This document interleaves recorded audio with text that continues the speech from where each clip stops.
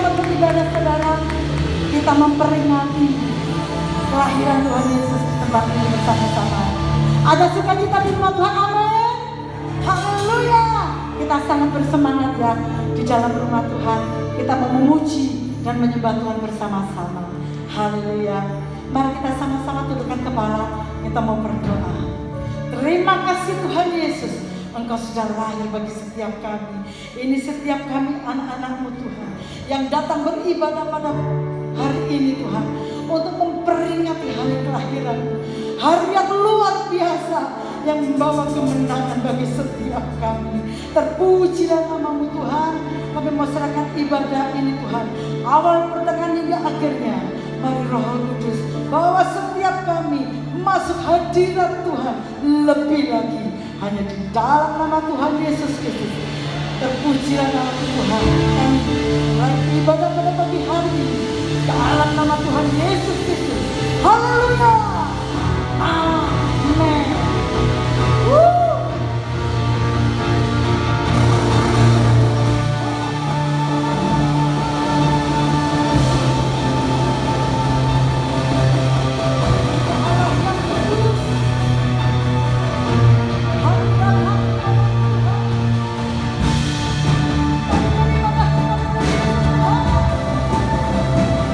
Kami mau memuji, kami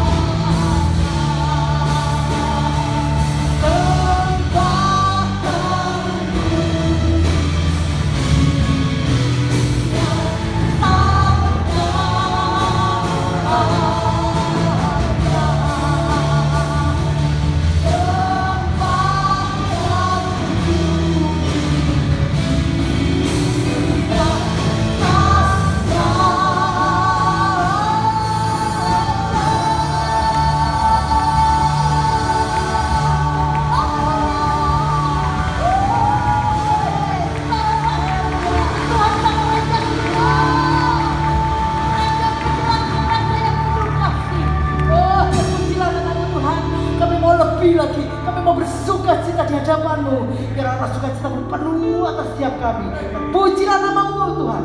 Dari dalam nama Tuhan Yesus Kristus, mari semua yang siap bersorak-sorai sama-sama katakan amin. Haleluya.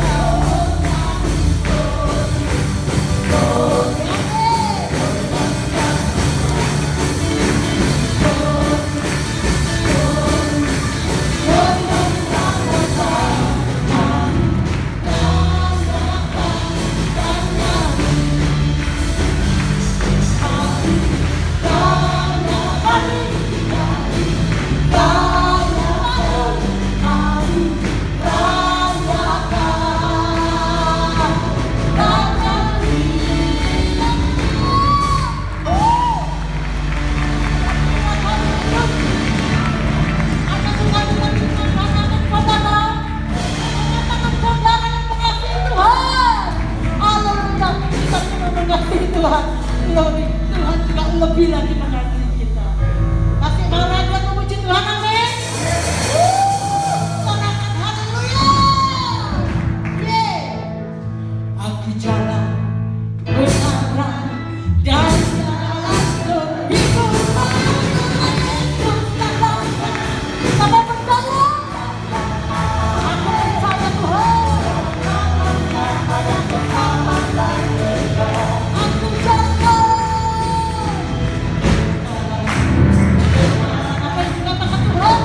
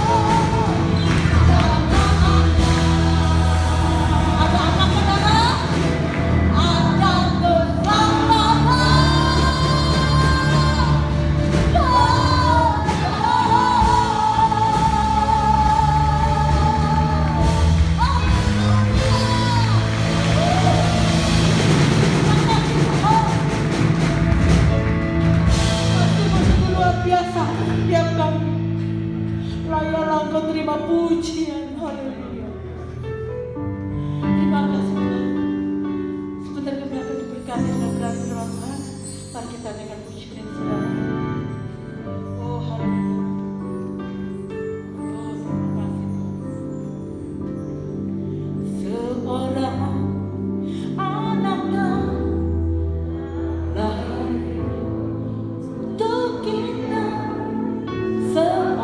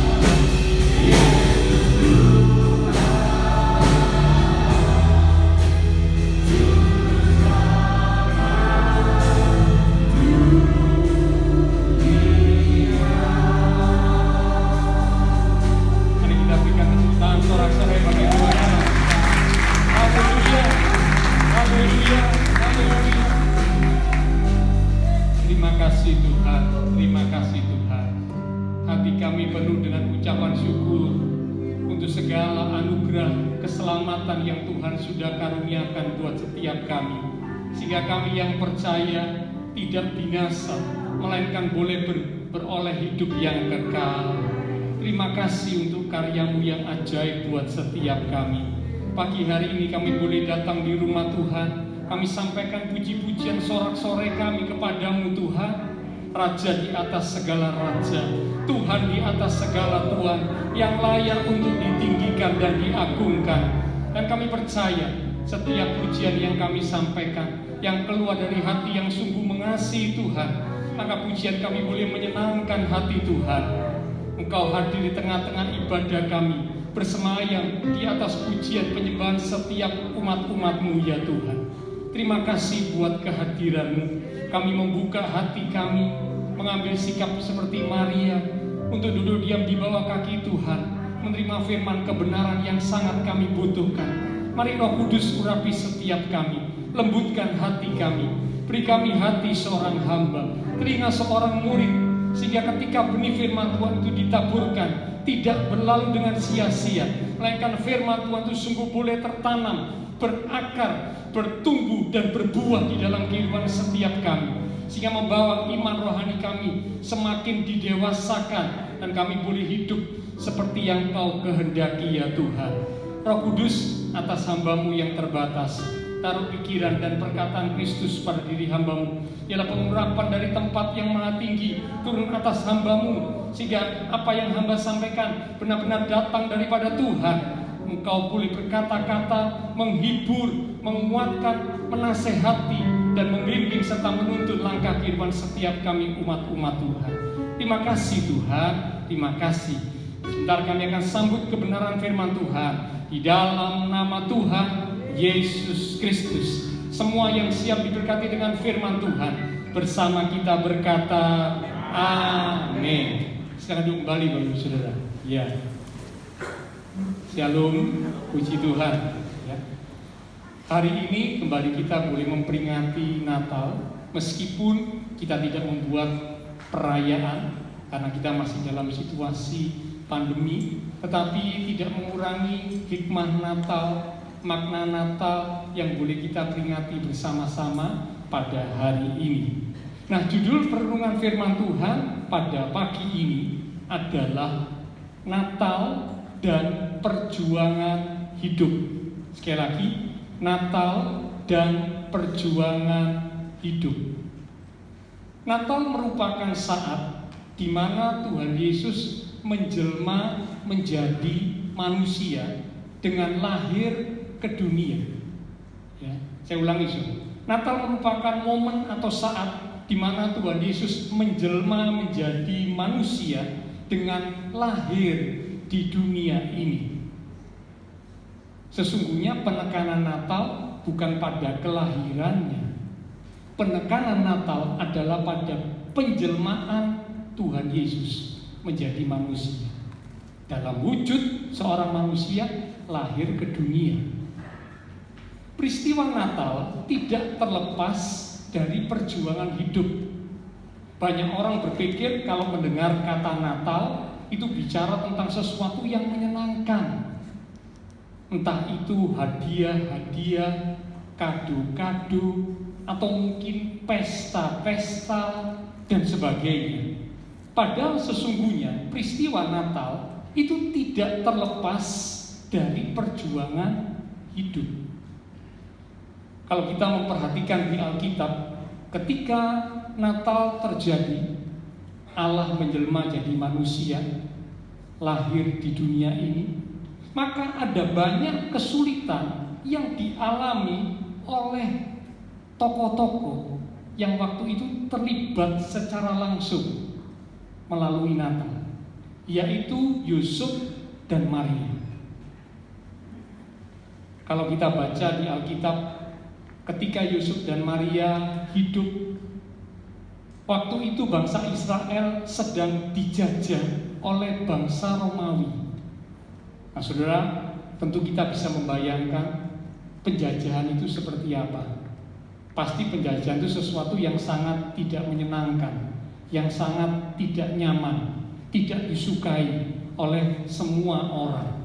Bangsa kita pernah dijajah. Nah, bangsa Israel waktu itu dijajah oleh bangsa Romawi. Kalau saudara ingat ketika Tuhan Yesus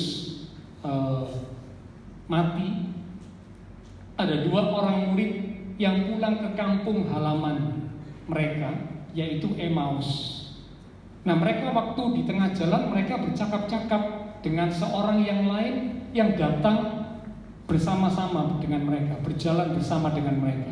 Orang itu adalah pribadi Tuhan Yesus. Tapi 2 orang yang sedang berjalan pulang ke kampung halaman mereka tidak menyadari bahwa yang berjalan bersama dengan mereka itu adalah Tuhan Yesus. Ya. Nah, ketika mereka bercakap-cakap, salah satu kalimat yang diucapkan oleh 2 orang murid yang kecewa itu, dia berkata, kami ini berharap bahwa Tuhan Yesus yang berkuasa itu bisa menjadi raja, bisa menjadi pemimpin atas kami dan membebaskan kami dari penjajahan bangsa Romawi. Jadi waktu itu bangsa Israel sedang dijajah. Semua orang-orang di Israel, termasuk para pengikut Tuhan Yesus, berharap bahwa mereka bisa dimerdekakan, dibebaskan dari penjajahan. Dan mereka berharap Tuhan Yesuslah yang membebaskan mereka dari penjajahan bangsa Romawi. Tapi ternyata Tuhan Yesus mati. 2 murid dan murid yang lain kecewa. Nah, jadi waktu itu kesulitan sedang dialami oleh Yusuf dan Maria karena penjajahan yang dilakukan oleh bangsa Romawi. Kesulitan yang lain, Alkitab mencatat Maria mengandung sebelum resmi menjadi istri dari Yusuf. Ya, ini satu kesulitan buat Maria, karena mengandung, hamil sebelum menjadi istri dari Yusuf. Alkitab mencatat sebelum mereka resmi hidup sebagai suami istri, Maria sudah mengandung. Ini kesulitan yang besar buat Maria. Kesulitan yang lain, adanya sensus penduduk. Ya, dengan adanya sensus penduduk, semua orang harus kembali ke kota asalnya. Nah, Yusuf dan Maria harus melakukan perjalanan yang cukup jauh dari Nazaret, tempat mereka tinggal, berjalan ke Bethlehem. Karena memang Yusuf berasal dari Bethlehem. Pada waktu sensus harus kembali ke kota kelahirannya, ke kota asalnya. Nah, perjalanan yang ditempuh cukup jauh. Diperkirakan waktu itu perjalanannya kurang lebih 150 kilo. 150 kilo, kalau zaman dulu dengan zaman sekarang beda, Kalau zaman sekarang 150 kilo mungkin hanya ditempuh beberapa jam, 1 jam, 2 jam. Ya, zaman sekarang cepat dengan kendaraan, dengan transportasi yang hebat. Apalagi kalau naik pesawat, waduh, ya mungkin cuma sekian menit sudah sampai 150 kilo. Tapi zaman dulu penempuh perjalanan 150 kilo itu lama sekali, berminggu-minggu. Karena belum ada kendaraan, belum ada alat transportasi yang canggih seperti saat ini. Dan saat itu Maria sedang hamil tua. Ibu-ibu yang pernah hamil tentu bisa membayangkan kalau hamil tua harus melakukan perjalanan yang jauh. Berat, sangat tidak menyenangkan, sangat tidak nyaman. Karena hamil tua tapi harus melakukan perjalanan jauh. Itu sedang terjadi hari-hari saat menjelang Natal. Setelah itu, saat Maria hendak melahirkan, Alkitab mencatat mereka mencari tempat untuk mereka bisa singgah, bisa menginap. Namun ternyata tidak ada tempat untuk menginap. Sudah penuh. Semuanya sudah full book. Ya, karena apa? Rupanya hari-hari itu banyak orang yang bepergian karena sensus itu kembali ke kampung halaman, melakukan perjalanan sehingga tempat-tempat penginapan jadi penuh. Yusuf dan Maria tidak mendapat tempat, padahal Maria sudah waktunya hendak melahirkan, sampai akhirnya harus melahirkan di kandang binatang. Dan setelah bayi Tuhan Yesus dilahirkan, Alkitab mencatat Maria dan Yusuf kemudian harus mengungsi ke Mesir. Itu pun atas perintah Allah. Mengapa? Karena Herodes marah. Herodes menunggu kabar dari orang-orang Majus. Setelah mereka menemukan bayi Tuhan Yesus, disuruh memberi kabar supaya Herodes tahu di mana keberadaan bayi Tuhan Yesus.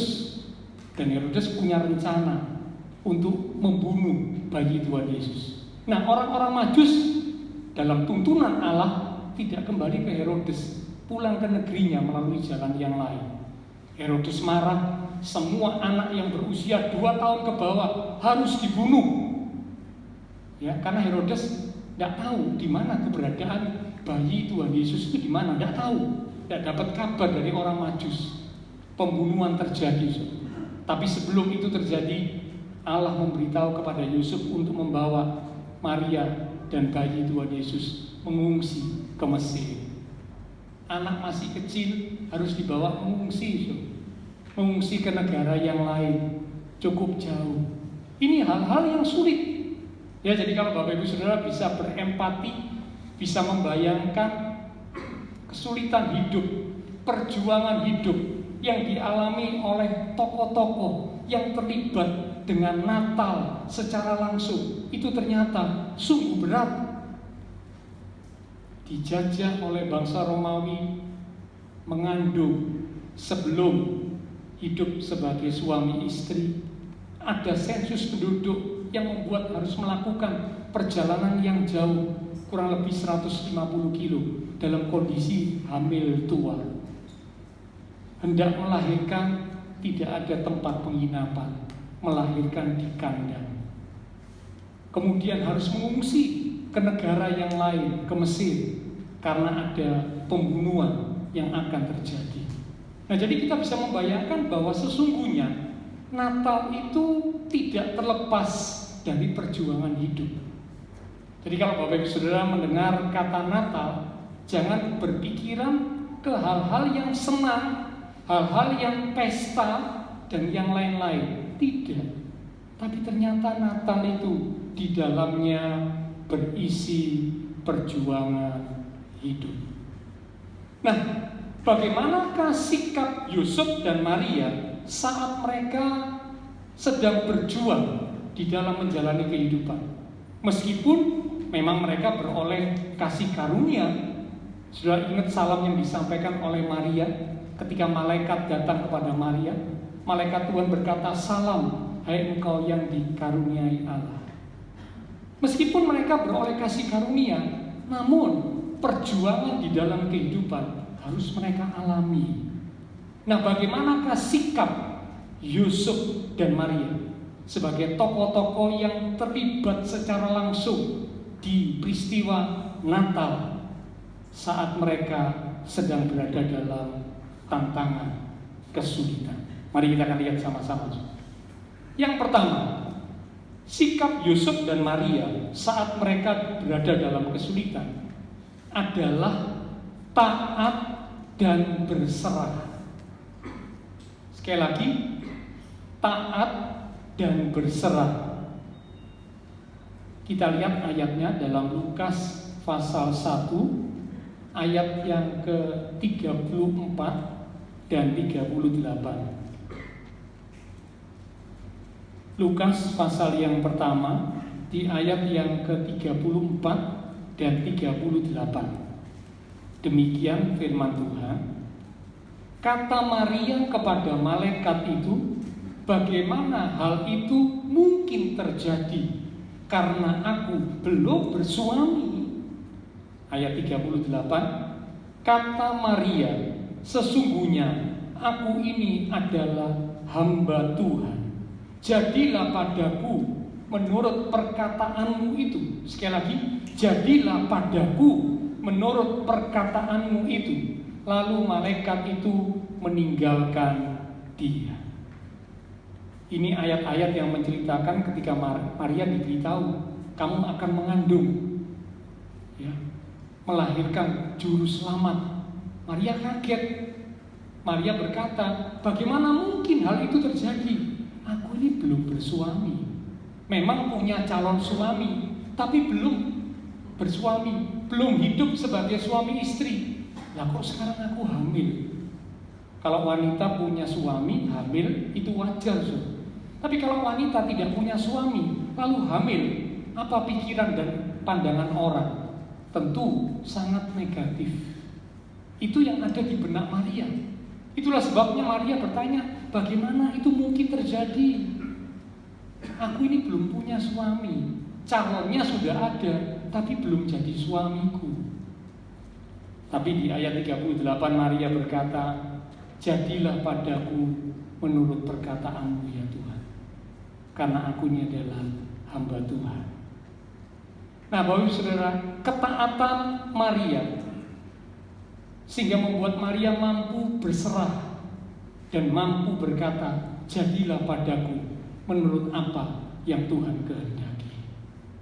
Banyak umat Tuhan seringkali kalau mendengar nasihat, mendengar perintah dari firman Tuhan yang tidak sesuai dengan pikirannya, langsung menolak, berkata, itu bukan buat saya, itu buat si A, si B, si C.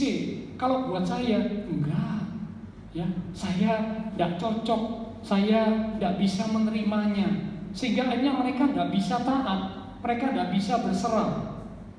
Yusuf dan Maria menjadi teladan saat kesulitan terjadi, saat mereka di dalam perjuangan hidup, mereka bisa tetap taat dan berserah kepada Allah. Di ayat yang lain, Yusuf juga menunjukkan ketaatan yang sama seperti Maria. Mari kita lihat sebentar. Matius pasal 1 ayat yang ke-24.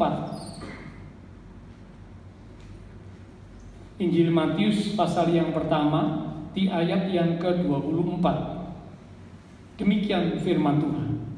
Sesudah bangun dari tidurnya, Yusuf berbuat seperti yang diperintahkan malaikat Tuhan itu kepadanya. Ia mengambil Maria sebagai istrinya.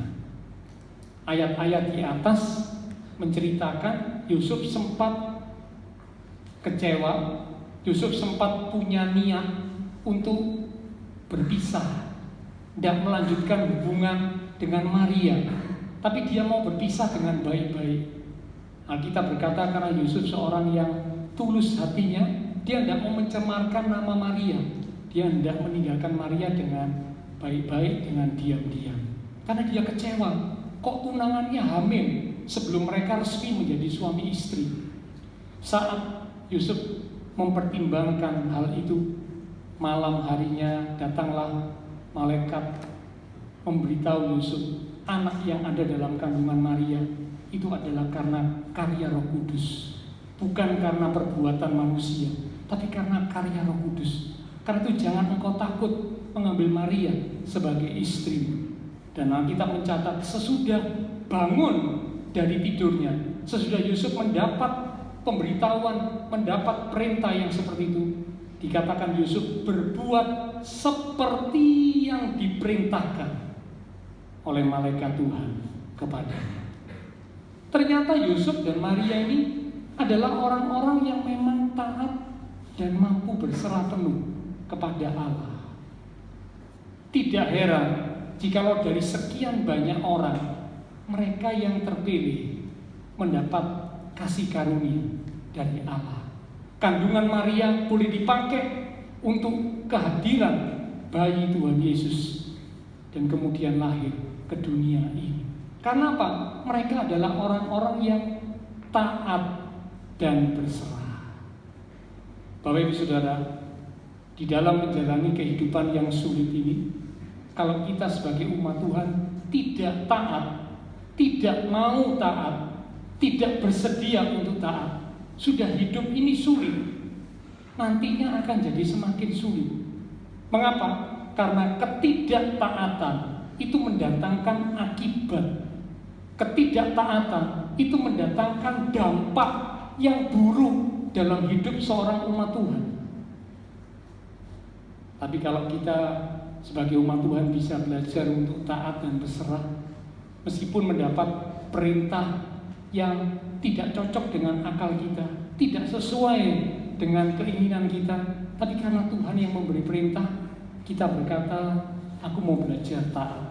Jadilah padaku seperti yang Tuhan mau, karena aku ini adalah hamba-Mu ya Tuhan. Kalau itu kita lakukan, melewati masa-masa yang sulit, hidup ini tidak akan semakin sulit. Mengapa? Karena kita bisa belajar taat, kita bisa belajar berserah, dan kita akan menjalani kehidupan di dalam tuntunan Tuhan, di dalam kehendak Tuhan, yang pasti akan membawa kita pada rencana dan jalan Tuhan yang indah buat setiap kita umat-umatnya. Amin. Karena Allah selalu merencanakan yang indah buat setiap kita umat-umatnya. Melalui kesulitan sekalipun, kalau kita ada di dalam kehendak Tuhan, ujungnya, akhirnya itu pasti indah.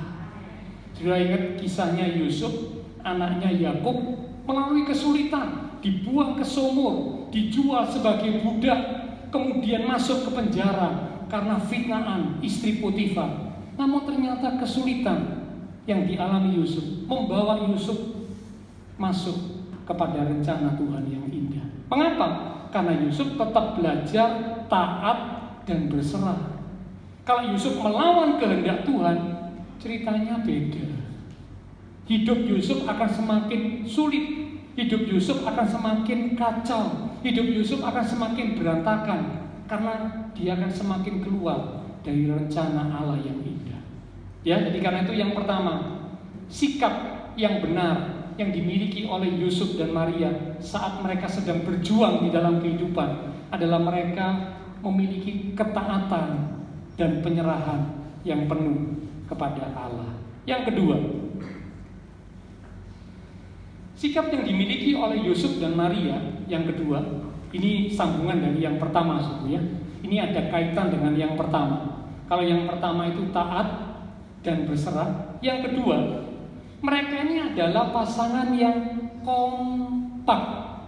Sekali lagi, pasangan yang kompak, serasi, seimbang. Mereka berdua adalah orang-orang yang taat, sama-sama taat. Karena mereka sama-sama memiliki ketaatan, maka mereka bisa kompak, mereka bisa sehati untuk melangkah. Waktu Yusuf dapat perintah bahwa Maria dan anak yang baru dilahirkan ngungsi ke Mesir, Yusuf langsung bawa Maria. Alkitab tidak mencatat kemudian Maria protes. Loh, tunggu dulu kok, tunggu dulu ya. Aku ini lagi baru melahirkan, ini anak kita masih kecil, kok diajak pindah? Mau pindah kemana? Wah, sulit ini. Tunggu ya, nanti anak kita sudah besar, baru kita pindah. Alkitab tidak mencatat demikian. Ketika Yusuf mengambil langkah, karena Yusuf taat kepada perintah Allah, Maria taat kepada Yusuf sebagai pemimpin di dalam keluarga. Maria ikut Yusuf sebagai kepala, taat kepada Allah. Maria sebagai istri, taat kepada suami yang hidup di dalam kebenaran.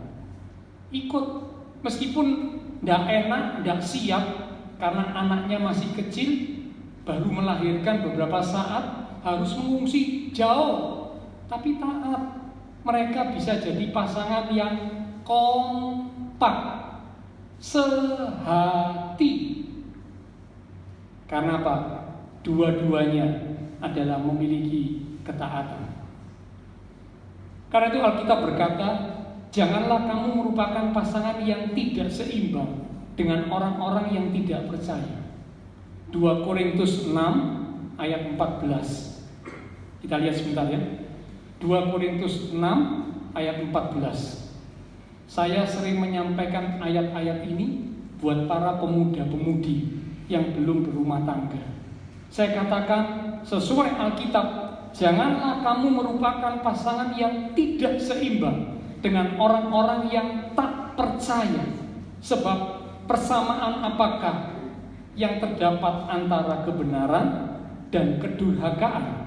Atau bagaimanakah terang dapat bersatu dengan gelap? Alkitab ingatkan, tidak boleh jadi pasangan yang tidak seimbang. Terang dan gelap itu tidak bisa bersatu. Maaf, kalau ada anak-anak muda dengan alasan, aduh Pak, ya apa? Sudah kadung jatuh cinta Pak. Sudah terlanjur kami menjalin hubungan sekian tahun lamanya. Dia memang tidak seiman, tapi dia sayang sama saya. Dia orangnya baik, dia orangnya pengertian. Tidak apa-apa ya Pak, nanti saya menangkan dia. Saudara, memenangkan jiwa itu bukanlah hal yang mudah. Tapi kalau Allah menolong, bisa saja memang. Tapi bukan hal yang mudah. Ada perjuangan, ada harga yang harus dibayar.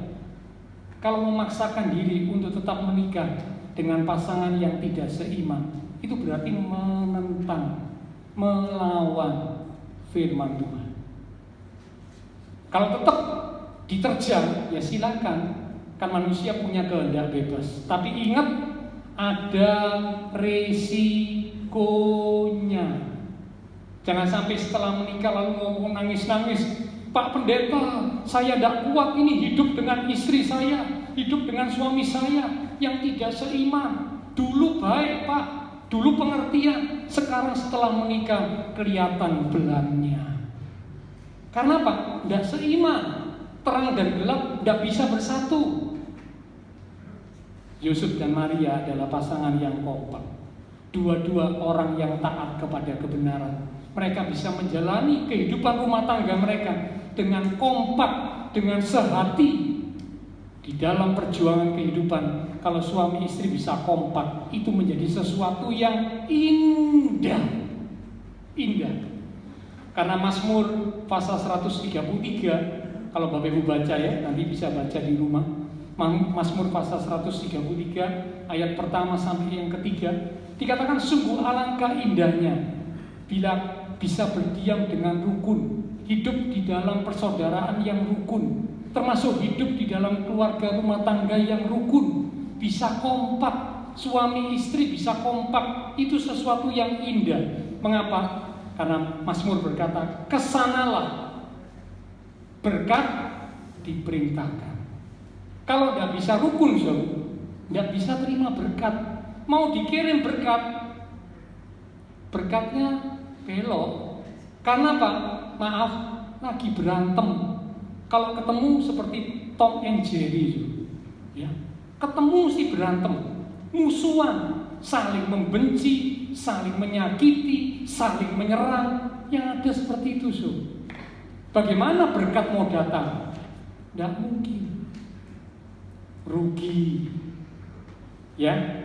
Jadi yang kedua, dalam perjuangan kehidupan di dunia ini, jalani kehidupan dengan kompak, khususnya suami istri. Mereka bukan lagi dua, melainkan satu. Suami istri itu Alkitab berkata satu. Nah kalau sudah jadi satu tapi tidak bisa kompak, ini seperti kayak tubuh. Yang tangan kiri bilang aku mau ke sana, yang tangan kanan bilang aku mau ke situ. Tangan kiri sama tangan kanan tidak kompak, tubuhnya terbelah. Suami istri kalau tidak kompak ya seperti itu, kacau. Tidak bisa terima berkat Tuhan. Jangan harap mimpi kali ini. Tidak kompak, tidak sehati. Tapi kalau kompak sehati, kesanalah berkat Tuhan diperintahkan. Ya. Oke, yang ketiga sekarang, yang terakhir. Jadi yang pertama, mereka memberikan satu teladan yang indah, Yusuf dan Maria dalam peristiwa Natal. Mereka harus berjuang di dalam menjalani kehidupan. Mereka memiliki sikap yang pertama, taat, sehingga mereka mampu berserah kepada Allah apa yang Allah kehendaki. Yang kedua, mereka ini pasangan suami istri yang kompak, sama-sama taat, sama-sama berjalan dalam kebenaran. Yang ketiga, sekarang yang terakhir, Yusuf dan Maria dapat menerima keadaan. Sekali lagi, dapat menerima keadaan. Tadi sudah sempat saya singgung, ketika mereka sedang dalam perjalanan untuk sensus, ya, ke kampung halaman, yaitu Bethlehem. tiba-tiba waktu bagi Maria untuk melahirkan, cari tempat untuk menginap sehingga bisa melahirkan di tempat yang layak. Tidak ada, yang ada cuma kandang. Tapi dicatat Yusuf dan Maria bisa menerimanya. Ya, saya tidak tahu kalau ibu-ibu yang ada di tempat ini seandai kata berada pada posisi Maria, apakah bisa menerima? Waduh, kok kamu kok cek nemeni jadi suami tidak bertanggung jawab? Aku ini sudah waiting sekian bulan, ini sekarang mau melahirkan, nggak ada tempat lagi, rumah nggak ada, penginapan nggak ada, adanya cuma kandang. Loh, kamu anggap aku ini sama dengan hewan apa? Biasanya kalau secara manusia protes, marah, ngamuk, nggak bisa menerima. Kok aku diperlakukan seperti ini sebagai istri? Nggak bisa, aku nggak terima. Perang dingin sampai akhirnya perang besar. Ya. Tapi Yusuf dan Maria tidak seperti itu. Mereka bisa menerima situasi yang memang diizinkan oleh Allah. Mengapa saya katakan diizinkan oleh Allah? Karena memang Allah menghendaki bayi Tuhan Yesus harus dilahirkan di tempat yang sangat sederhana, di tempat yang hina menurut manusia. Mengapa? Supaya keselamatan itu bisa datang kepada semua orang, tidak memandang bulu. Kalau bayi Tuhan Yesus dilahirkan di kerajaan, maka yang bisa datang menengok, mengalami Natal itu cuma orang-orang pejabat-pejabat, bangsawan-bangsawan, orang-orang yang punya kedudukan tinggi. Orang rendah nggak bisa, ditolak mau masuk kerajaan, nggak bisa, nggak boleh, karena kamu cuma orang miskin, nggak boleh. Tapi bayi Tuhan Yesus diizinkan dilahirkan di tempat yang hina, sangat sederhana, kandang binatang. Dengan tujuan apa?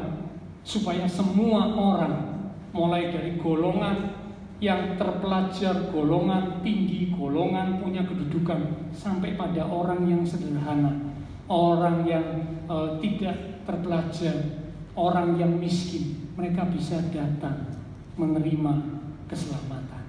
Dan itu terbukti ketika saat sesudah Maria melahirkan bayi Tuhan Yesus di kandang, datanglah para gembala. Para gembala ini adalah orang-orang yang rendah. Pekerjaan gembala waktu itu adalah pekerjaan orang-orang rendahan, dipandang sebelah mata. Tapi ketika diberitahu malaikat Tuhan tentang kelahiran Sang Juru Selamat, gembala-gembala ini segera datang ke tempat di mana bayi Tuhan Yesus berada. Mengapa mereka bisa langsung datang dan menjumpai bayi Tuhan Yesus? Karena bayi Tuhan Yesus dilahirkan di tempat yang sangat sederhana. Nah, Yusuf dan Maria bisa menerima keadaan, bisa bersyukur. Bapak Ibu Saudara, dalam menjalani kehidupan yang penuh dengan tantangan, sikap seorang umat Tuhan seharusnya bisa bersyukur. Maaf, jangan seperti bangsa Israel, sukanya ngomel. Satu lagu berkata, pagi ngomel, siang ngomel, malam ngomel, tidur pun mimpinya ngomel juga. Ya, Senin ngomel, Selasa ngomel, sampai Sabtu ngomel. Cuma Minggu kurang lebih 2 jam tidak berani ngomel, soalnya ada di gereja. Nah, pulang gereja tidak tahu ngomel lagi apa enggak. Tapi saya percaya Bapak Ibu yang ada hadir pagi ini bukanlah orang-orang seperti itu. Amin. Karena kita adalah orang-orang yang tahu mengucap syukur, bisa menerima segala keadaan yang Tuhan izinkan terjadi dalam hidup kita. Karena kita meyakini Allah turut bekerja di dalam segala perkara untuk mendatangkan kebaikan. Meskipun lewat hal yang tidak enak, yang tidak kita harapkan, tetap kita meyakini Allah turut bekerja untuk mendatangkan kebaikan dalam hidupku. Allah turut bekerja untuk mendatangkan kebaikan dalam keluargaku. Aku percaya itu, karena aku belajar untuk bersyukur di dalam segala keadaan. Paulus memberikan teladan dalam kitab Filipi pasal 4 ayat yang ke-11. Ini sebagai ayat-ayat yang hampir terakhir, Filipi 4 ayat yang ke-11. Kitab Filipi pasal 4 ayat 11 dikatakan, "Kukatakan ini bukanlah karena kekurangan." Perhatikan kalimat yang berikut. "Sebab aku telah belajar mencukupkan diri dalam segala keadaan." Sekali lagi, aku telah belajar mencukupkan diri dalam segala keadaan. Belajar mencukupkan diri dalam segala keadaan. Bisa menerima dengan hati yang lapang. Bisa bersyukur. Kalau menjalani hidup yang berat, kita bisa tetap mengucap syukur. Ucapan syukur kita itu mendatangkan kuasa Allah bekerja dalam hidup kita. Mengapa? Karena ucapan syukur itu sesuatu yang menyenangkan hati Tuhan. Kalau kita bisa menyenangkan hati Tuhan, maka kuasa Tuhan akan bekerja dalam hidup kita. Sehingga meskipun menghadapi masa-masa yang sulit, kita bisa tetap berjuang, kita bisa tetap kuat, dan saya percaya kita pasti keluar sebagai pemenang di dalam Tuhan Yesus. Karena Tuhan yang memberikan kekuatan dan kemenangan buat kita. Ya, jadi inilah 3 sikap. Karena Natal itu ternyata berkaitan erat dengan perjuangan hidup, maka ada 3 sikap yang harus dimiliki oleh anak-anak Tuhan. Saat kita memperingati Natal, kita diingatkan tentang 3 sikap yang dimiliki oleh Yusuf dan Maria sebagai tokoh-tokoh yang terlibat secara langsung di peristiwa Natal. Yang pertama, mereka orang yang taat. Mereka orang yang mampu berserah kepada apa yang Tuhan mau. Yang kedua, mereka adalah suami istri yang kompak, sehati. Yusuf taat kepada Allah, Maria taat dan tunduk kepada Yusuf. Pasangan yang kompak, pasangan yang sehati, pasangan yang seimbang. Dan yang ketiga, mereka bisa menerima dalam segala keadaan. Seperti yang Paulus katakan, mencukupkan diri dalam segala keadaan. Sehingga hati mereka bisa terus mengucap syukur. Meskipun ada di kandang, mereka bisa bersyukur. Mereka bisa menerimanya. Ucapan syukur sesuatu yang menyenangkan hati Tuhan dan akan menghadirkan kuasa Allah bekerja dalam hidup kita sebagai umat-umat Tuhan. Ayat penutup yang terakhir kita akan baca di Lukas pasal yang kedua, di ayat yang ke-14. Setelah ini pelayan mimbar bisa kembali maju ke depan. Kita siapkan untuk menaikkan pujian Malam Kudus. Lukas pasal yang kedua di ayat yang ke-14. Injil Lukas pasal 2 di ayat yang ke-14. Demikian firman Tuhan. Kemuliaan bagi Allah di tempat yang maha tinggi, dan damai sejahtera di bumi di antara manusia yang berkenan kepadanya. Yang setuju berkata amin. Dikatakan damai sejahtera di bumi di antara manusia yang berkenan kepadanya. Kalau Bapak, Ibu, Saudara dan saya bisa memiliki sikap-sikap seperti yang dimiliki oleh Yusuf dan Maria, maka saya percaya meskipun kita sedang menghadapi kesulitan, meskipun kita sedang berjuang dalam menjalani hidup ini, dikatakan Allah akan memberikan damai sejahtera kepada orang-orang yang berkenan kepadanya. Meskipun kesulitan sedang terjadi, tapi damai sejahtera Allah akan melimpah dalam hati dan kehidupan setiap kita. Amin. Tuhan berkati kita sekalian. Natal dan perjuangan hidup itu adalah sebuah hal yang sering berlangsung bersama-sama. Tapi biarlah kita sebagai umat Tuhan mampu memiliki sikap-sikap hidup yang benar di dalam menjalani kehidupan yang penuh dengan perjuangan, yang penuh dengan kesulitan, sehingga damai sejahtera Allah dicurahkan memenuhi hati dan kehidupan kita. Silakan pelayan mimbar bisa kembali maju ke depan. Saya mengundang Ibu Rohani akan memimpin pujian lagu Malam Kudus.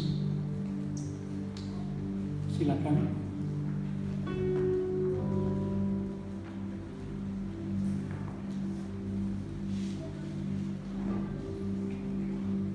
Bapak Ibu Saudara, saya undang kita semua bangkit berdiri bersama-sama. Kita menghormati Tuhan yang datang ke dalam dunia ini untuk memberikan kita kekuatan di dalam menghadapi perjuangan hidup. Malam kudus, sunyi senyap, itulah keadaan di dunia ini. Tapi kita percaya terang Kristus akan menyinari kehidupan kita, sehingga dalam perjuangan hidup ini kita dijadikan umat pemenang, bahkan lebih dari pemenang. Haleluya. Terima kasih Tuhan Yesus.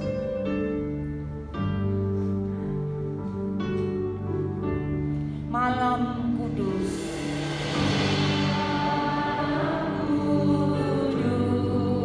sunyi senyap. Siapa yang belum lelap?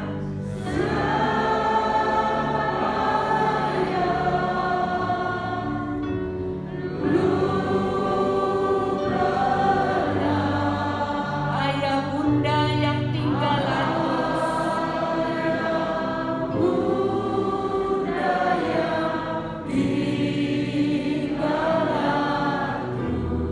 jaga anak yang maha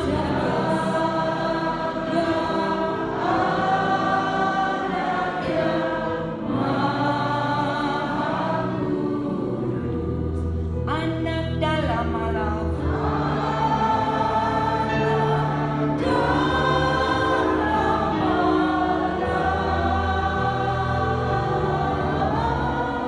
anak di dalam malam.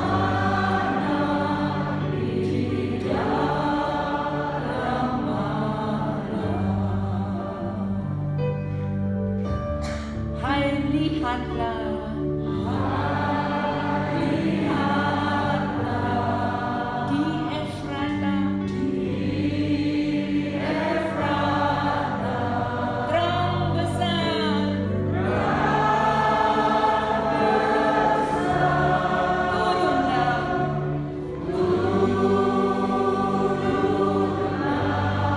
waktu dan terasa mami Bapa.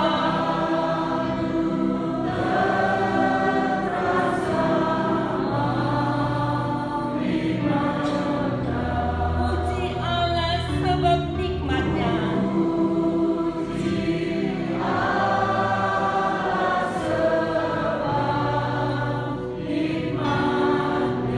Ingat dunia yang gelap.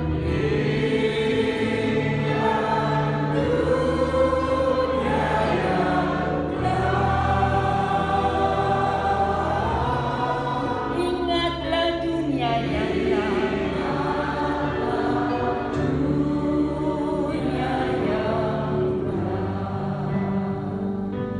Karena salah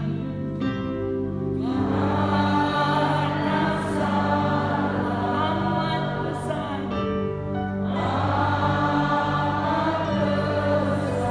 patutlah bergema.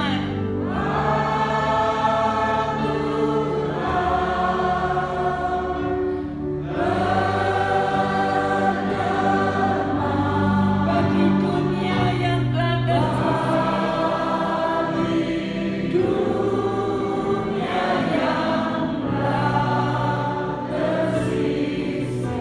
dari Allah diberi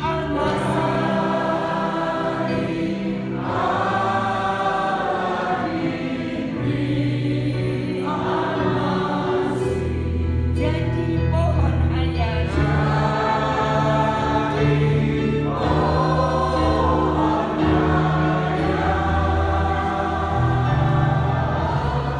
Jadilah pohon hayat.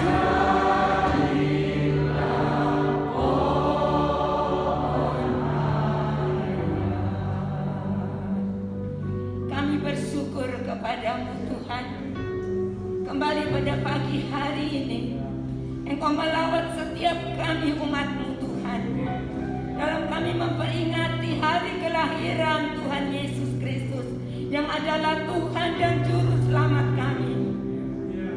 Kami diingatkan bahwa hidup ini adalah perjuangan, Tapi kami bersyukur Tuhan, Engkau datang untuk membebaskan kami.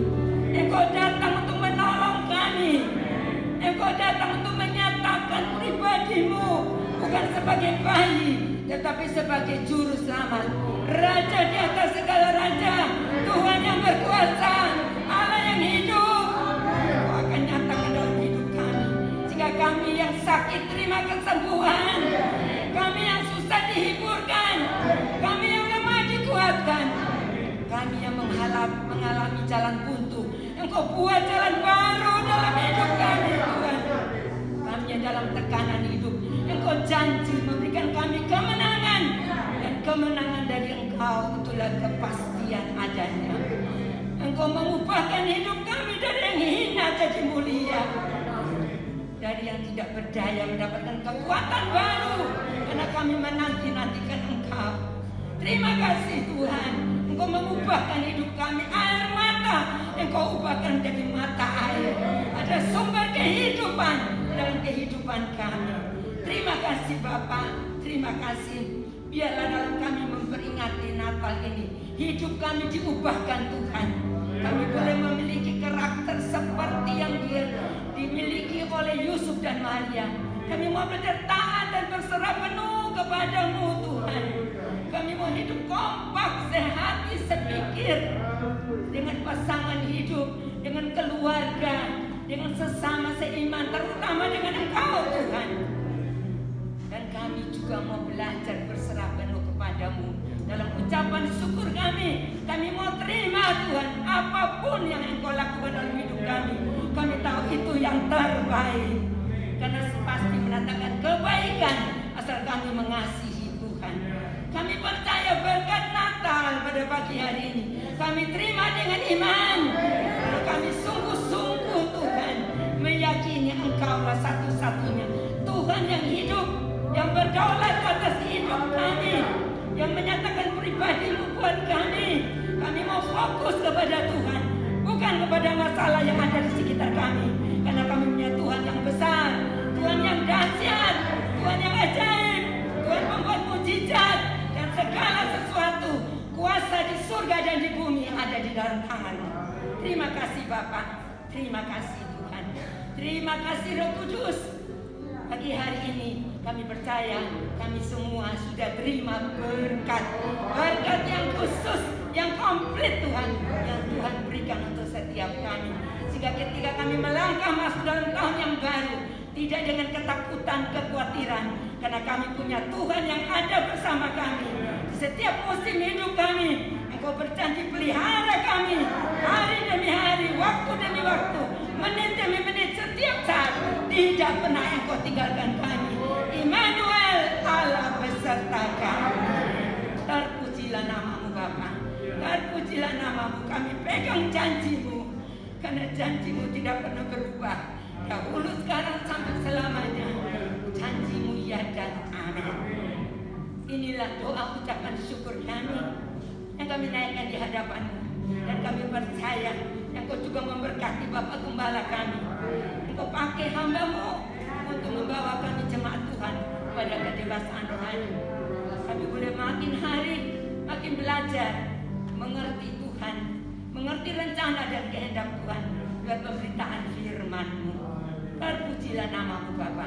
Di dalam nama Tuhan Yesus Kristus kami sudah berdoa dan mengucapkan syukur. Haleluya. Amin. Silakan duduk kembali.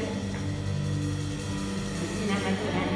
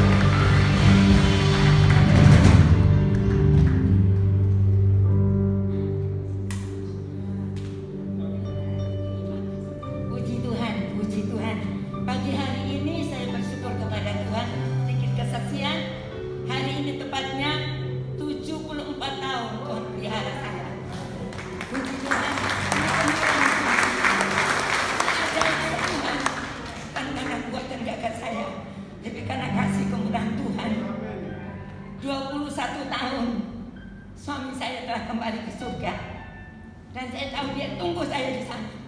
Saya berjanji, saya bilang, Tuhan, beri saya kekuatan sampai sama-sama kami menerima upah dalam kerajaan surga.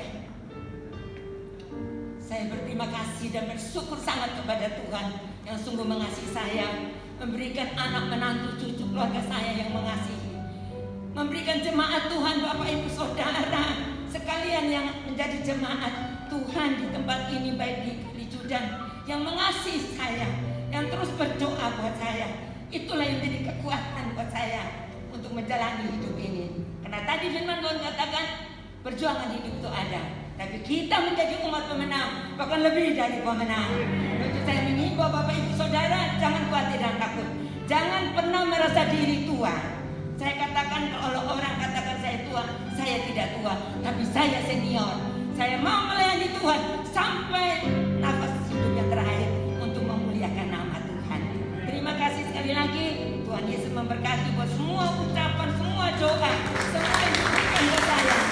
Tuhan Yesus yang membalas kepada Bapak Ibu Saudara dengan berkat yang berkelimpahan. Selamat Natal, Immanuel, Allah beserta kita. Puji Tuhan. Ya, tentunya kita turut bersyukur dan bersukacita ya. Hari ini selain kita memperingati Natal, juga hari ini pas Ibu Rohani berulang tahun. Ya, nanti Ibu Rohani rindu untuk membagikan berkat. Jadi kalau Bapak Ibu nanti pulang di depan, itu akan dibagikan berkat buat Bapak Ibu Saudara ya. Jadi Ibu Rohani yang mengucap syukur kepada Tuhan sehingga rindu untuk membagikannya kepada jemaat-jemaat Tuhan yang hadir pada pagi hari ini ya.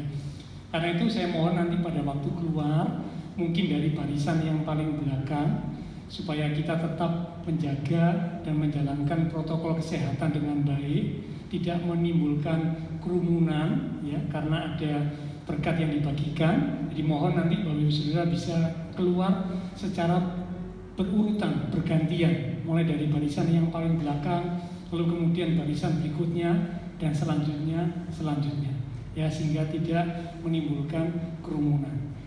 Nah, yang terakhir, sumbangan yang kita terima untuk korban bencana alam telah kita sampaikan ya, dan saya tidak menyangka, saya pikir mungkin cuma sedikit gitu ya, karena memang situasi yang sulit ya, hari-hari kehidupan yang sedang penuh dengan perjuangan. Saya pikir mungkin cuma sedikit yang berpartisipasi, tapi ternyata di luar dugaan ada banyak jemaat-jemaat Tuhan yang rindu untuk menjadi berkat, sehingga sumbangan yang terkumpul sampai hari Rabu kemarin itu berjumlah 23.800.000. Kita berikan tepuk tangan buat Tuhan Yesus yang sudah memberkati jemaat GBI Rahel dan menggerakkan hati jemaat GBI Rahel untuk boleh menjadi saluran berkat, dan itu sudah kita sampaikan ya, kita berikan kepada mereka ya. Karena itu Tuhan yang akan membalas memberkati kepada Bapak Ibu Saudara sekalian. Oke, saya kira tidak ada pengumuman yang lain ya. Sama-sama kita akan bangkit berdiri. Kita akan satu dalam doa, dan nanti setelah selesai berdoa, saya mohon dengan sangat Bapak Ibu Saudara bisa keluar secara bergantian untuk menerima berkat yang sudah disediakan oleh Ibu Rohani.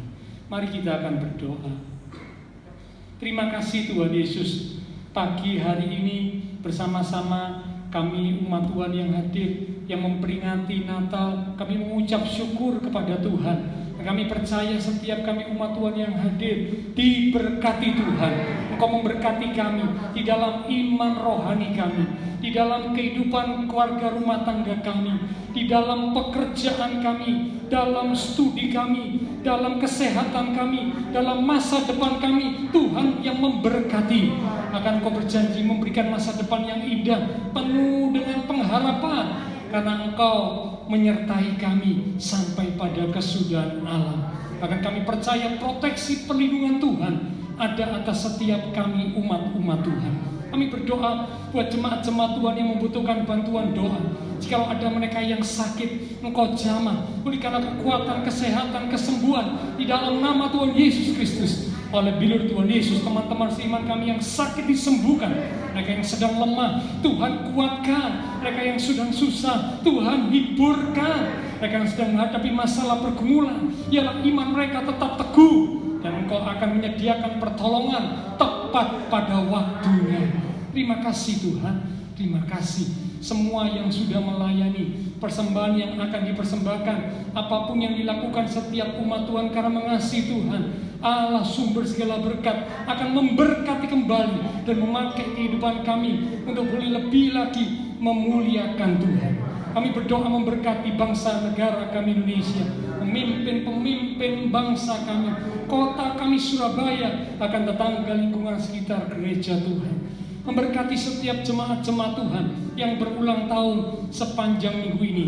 Sekarang kami sebagai umat-umat Tuhan sepakat sehati berdoa, memohonkan biarlah segala berkat anugerah Tuhan yang limpah dan lengkap dicurahkan atas hamba-Mu yang setia, Ibu Rohani yang berulang tahun pada hari ini.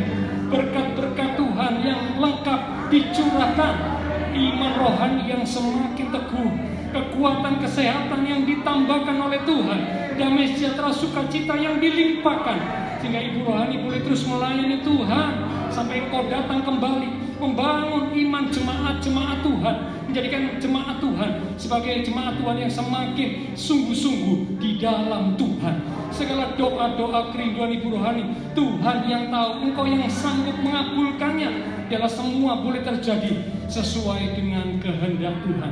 Kami percaya berkat Tuhan yang limpah dan lengkap sudah dicurahkan atas Ibu Rohani dalam nama Tuhan Yesus Kristus.